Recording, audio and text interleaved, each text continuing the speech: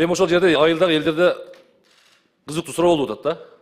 Бул кандай оору, бул сейрекешүү сыма деген оору кандай оору экенин дейт. Бирок ошол ооруга керектүүчү золген сыма деген кымбат дары кандай дары тактадыңыздарбы, такта бербейсиздерби? 170 миллион сомдуктагы бир укол болобу деп ар кандай талкуу, барган жеринде ушу талкуу болуп атат.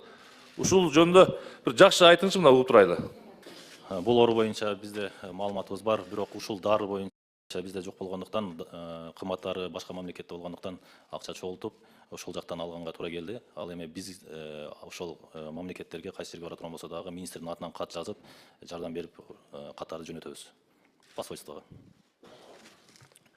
Ошол дарыны алып келсе, ошол дарыны алгандан кийин айгабы? Бир эле жолу колдонобу? Ооба, бул деген канчалык эртерээк пайдалана турган болсо, ошончолук тез жардамын берет.